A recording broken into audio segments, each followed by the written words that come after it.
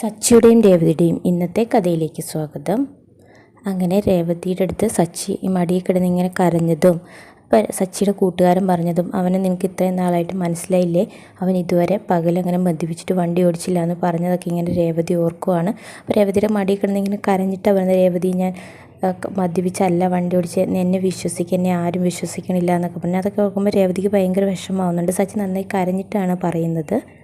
അപ്പോൾ രേവതി വിചാരിക്കുന്നുണ്ട് സച്ചിൻ എൻ്റെ അടുത്ത് എന്തായാലും നുണ പറയത്തില്ല, അപ്പോൾ എന്തു സച്ചിനെ ആരോ പറ്റിച്ചതാണ്, അതിന് എങ്ങനെയെങ്കിലും സച്ചിനെ എനിക്കതിൽ നിന്ന് രക്ഷിക്കണം, അപ്പോൾ അതിൻ്റെ സത്യാവസ്ഥ കണ്ടുപിടിച്ചേ പറ്റുള്ളൂ, എന്താണേലും ആ മദ്യപിച്ചെന്ന് പറയുന്ന ആ ബാറിലൊന്ന് പോയി അന്വേഷിക്കാമെന്നൊക്കെ രേവതി ഇങ്ങനെ മനസ്സിൽ വിചാരിക്കുന്നു. ഇങ്ങനെ രേവതി ഇങ്ങനെ ആലോചിച്ച് അങ്ങോട്ട് നടക്കുന്നതാണ് കാണിക്കുന്നത്.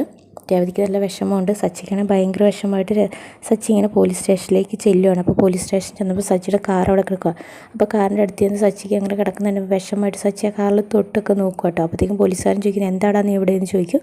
സാർ ഇത് എൻ്റെ വണ്ടിയാന്ന് പറയും. നിൻ്റെ വണ്ടിയൊക്കെ നീ മദ്യപിച്ച് വാഹനം ഓടിച്ചല്ലേ, നീ വൈറലാകാൻ നോക്കിയതല്ലേ എന്നൊക്കെ ചോദിച്ച് സച്ചിനെ അവിടെ നിന്നവരെല്ലാവരും കൂടെ പോലീസുകാരൊക്കെ കൂടെ കളിയാക്കുവാണ്. ഓരോരുത്തർ വൈറലാകാൻ ഓരോന്ന് ചെയ്യും, ചിലർക്ക് മദ്യപിച്ച് ഇങ്ങനെ ജോലി ചെയ്യാതാലേ ജോലി ചെയ്തു എന്നാവത്തുള്ളൂ, നീ എന്തായാലും പെട്ടെന്ന് വൈറലായാലോടാ എന്നൊക്കെ പറയുന്നുണ്ട് സച്ചിയോട്. എന്നിട്ട് പറയും എസ് ഐ സാറ് വന്നു. എസ് ഐ സാറൊന്നും വന്നിട്ടില്ല, അപ്പോൾ സാർ എൻ്റെ വണ്ടി തരുമെന്ന് ചോദിക്കുമ്പോൾ പറയും എസ് ഐ സാറ് വരാതൊന്നും വണ്ടി തരില്ല, നീ ആ പുറത്തെങ്ങാനും പോയിരിക്കാൻ പറയും. അല്ലേ ഒരു കാര്യം ചെയ്യും, നീ ഒരു ചെന്ന് അപ്പുറേ കടയിൽ ചെന്ന് ഒരു കെട്ട് പേപ്പർ മേടിച്ചിട്ട് വരാൻ പറയുന്നുണ്ട്. അപ്പോൾ സച്ചി എനിക്കൊരു മടി പേപ്പർ എന്താടാന്ന് ചോദിക്കുമ്പോൾ ഞാൻ മേടിച്ചിട്ട് വരാമെന്ന് വെച്ചിട്ട് പൈസയൊന്നും നിൽക്കും. പൈസയൊക്കെ ഞാൻ തരാം, അതിൻ്റെ കാര്യമൊക്കെ നമുക്ക് ആലോചിക്കാം, നീ ആദ്യം പോയി മേടിച്ചിട്ട് വന്നിട്ട് നമുക്ക് ആലോചിക്കാമെന്ന് പറയുന്നു. സച്ചി കടയിൽ പോയി പേപ്പർ മേടിച്ചിട്ട് വന്ന് കഴിയുമ്പോഴത്തേക്ക് സാർ നീ എൻ്റെ കാർ എടുത്തോട്ടേ എന്ന് ചോദിക്കും. എടാ എസ് ഐ സാറ് വരട്ടെ നീ എന്ന് പറയുന്നുണ്ട്. അല്ലെ നീ ഇവിടെ വെറുതെ നിൽക്കുമല്ലേ, നീ പുറത്ത് പോയി ഒരു ഗ്ലാസ് ചായ മേടിച്ചിട്ട് വരാൻ പറയും. അപ്പോൾ ബാക്കിയുള്ളവരോട് ചോദിക്കും നിങ്ങൾക്ക് കൂടെ ചായ വേണമെന്ന് ചോദിക്കും. അപ്പോൾ അവർ പറയും എനിക്ക് ചായ വേണമെന്ന് പറയും. എന്നാൽ നീ ഞങ്ങൾക്ക് 3 പേർക്കും പോയി ചായ മേടിച്ചിട്ടോ അല്ല ഓരോ വട കൂടെ മേടിച്ചിട്ട് വരാൻ പറയും. സച്ചി അങ്ങനെ കടയിൽ ചെന്നിട്ട് ചായയും വടയൊക്കെ മേടിച്ചുകൊണ്ട് വരുവാണ്. അപ്പോൾ സച്ചിയുടെ ഫോൺ റിങ് ചെയ്യുക. അപ്പോൾ ചോദിക്കുന്നുണ്ട് ആരോ വിളിച്ചു, നീ എന്നാടാ പോലീസ് സ്റ്റേഷനിൽ ചായയൊക്കെ മേടിച്ച് കൊടുക്കാൻ പോണേന്ന് ചോദിച്ചാൽ സച്ചിനെ ആരോ കളിയാക്കി വിളിക്കുന്നുണ്ട്.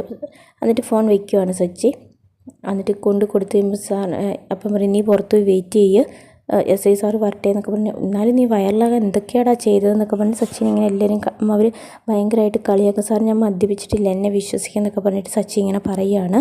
അപ്പോഴത്തേക്ക് എസ് ഐ വരുന്നുണ്ട്. എസ് ഐ വന്നു കഴിയുമ്പോഴത്തേക്കും സാറിനും പറഞ്ഞ് സച്ചി വിളിച്ചുകൊണ്ട് ചെല്ലും. പക്ഷേ ഇയാൾ എസ് ഐ സച്ചിനെ മൈൻഡ് ചെയ്യാതെ കയറിപ്പോവാണ്. അപ്പോഴത്തേക്കും പറയും ഏതോ ഒരു മോഷണ കേസിൻ്റെ ഫയലിലെ അതിങ്ങോട്ട് എടുക്കാൻ പറയുന്നുണ്ട്.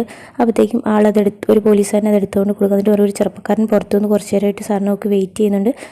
സാറ് വിളിക്കട്ടെ വിളിക്കാൻ പറയും. അപ്പോഴത്തേക്ക് സച്ചിയോട് അകത്തേക്ക് കയറി ചെല്ലാൻ പറയണം. അപ്പോൾ സച്ചി ഇല്ലുമ്പോഴത്തേക്കും ഒരു പോലീസുകാരൻ പറയും സാറിന് മനസ്സിലായില്ലേ ഇത് മറ്റേ വയൽ കേസ് മദ്യപിച്ച് വണ്ടി ഓടിച്ച് അവനാന്ന് പറയും. അപ്പോൾ പറയും സാർ എന്നെ വണ്ടി തരും. നിൻ്റെ വണ്ടിയോ, നീ മദ്യപിച്ച് വണ്ടി ഓടിച്ചിട്ടാണോ നിനക്ക് വണ്ടി തരേണ്ടതെന്ന് ചോദിക്കും.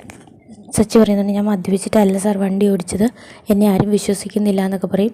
അങ്ങനെ സച്ചി പോലീസുകാരൻ്റെ അടുത്ത് ഇങ്ങനെ എസ് ഐയുടെ അടുത്ത് ഓരോന്നൊക്കെ പറയും. അപ്പോൾ എന്നിട്ട് എസ് ഐ പറയും ഇപ്പം നിൻ്റെ വണ്ടി തരുന്ന എന്തായാലും കേസ് കോടതിയിലേക്ക് തന്നെ മാറുമോ പറയും.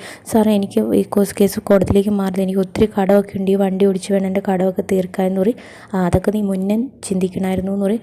സാർ ഞാൻ ഒത്തിരി കഷ്ടപ്പെട്ടാണ് ജീവിക്കുന്നത്, അതൊക്കെ നീ മുന്നേ ആലോചിക്കണമായിരുന്നു, എന്തായാലും കേസ് കോടതിയിലേക്ക് ഫയൽ ചെയ്യുവാണ്, അപ്പോൾ നീ അവിടെ നിന്ന് വന്നിച്ച് എന്നാന്ന് വെച്ചാൽ നിനക്ക് പറയാനുള്ളത് പറഞ്ഞു, നിൻ്റെ ലൈസൻസ് റദ്ദാക്കുന്ന കാര്യം ഇപ്പോൾ ആലോചിച്ചുകൊണ്ടിരിക്കുന്നതെന്നൊക്കെ പറയുകയാണ്. അപ്പോൾ സച്ചിയോട് പറയും ഇനി ഇവിടെ നിന്നിട്ട് കാര്യമില്ല, നീ വേഗം പുറത്തേക്ക് പോകാൻ പറഞ്ഞ് സച്ചിനെ പുറത്തേക്ക് പറഞ്ഞു വിടുവാണ്.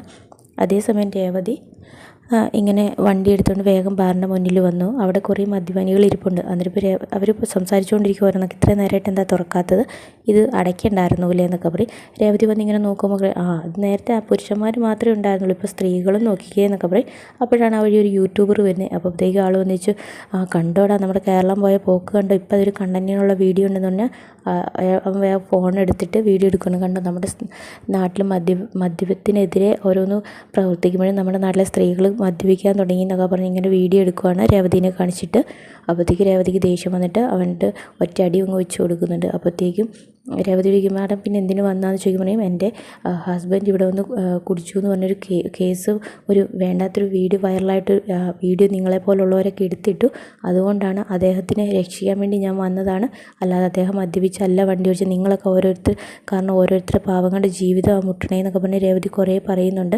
അപ്പോഴത്തേക്കും അവൻ പറയും അല്ല ഗൈസ്, ഞാൻ പറയാൻ പോകുന്നത് എന്ന് വെച്ച് കഴിഞ്ഞാൽ ഒരു തീരെ സ്ത്രീയുടെ കാര്യമാണ് പറയാൻ പോകുന്നത്. മദ്യപിച്ച് വാഹനം ഓടിച്ചു പറയുന്ന ഒരു ഭർത്താവിനെ രക്ഷിക്കാൻ വന്നൊരു ധീരയായ സ്ത്രീയുടെ കഥയെ ഞാനിവിടെ കാര്യം പറയാൻ പോകുന്നതെന്നൊക്കെ പറയും.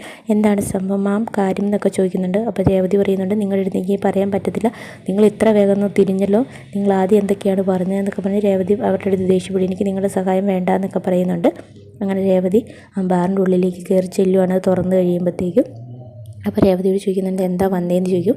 അപ്പോൾ രേവതി ഇങ്ങനെ നടന്ന കാര്യമൊക്കെ പറയും. അപ്പോൾ പറയും അല്ലെങ്കിൽ നിങ്ങളുടെ ഹസ്ബൻഡ് കാരണം ഈ ബാറിനും കൂടി ഒരു നാണക്കേടായിട്ടുണ്ട് എന്ന് പറയും. സാർ അല്ല, അപ്പോൾ അവൾ പറയും എൻ്റെ ഹസ്ബൻഡ് ഇവിടെ മദ്യപിച്ച വാഹനം ഓടിച്ചതല്ല, ഇവിടുന്ന് ആരോ വീഡിയോ തെറ്റായിട്ട് എടുത്തിട്ട് അത് എഡിറ്റ് ചെയ്തിട്ടതാന്നൊക്കെ പറയും. എന്നെ നിങ്ങൾക്ക് സഹായിക്കാൻ പറ്റുമോ എന്ന് നിങ്ങളുടെ രേവതി ചോദിക്കുന്നുണ്ട്. അപ്പോൾ പറയും എനിക്ക് നിങ്ങളുടെ ഭർത്താവിനെ സഹായിക്കലല്ല എൻ്റെ ജോലി എന്ന് പറയുന്നുണ്ട്. എന്നിട്ട് ഇങ്ങനെ രേവതി എടുത്ത് ഇങ്ങനെ സംസാരിച്ചുകൊണ്ടിരിക്കുന്ന ഒരു എപ്പിസോഡാണ് ഇന്ന് കാണിക്കുന്നത്. ബാക്കി കഥയുമായി നാളെ കാണാം.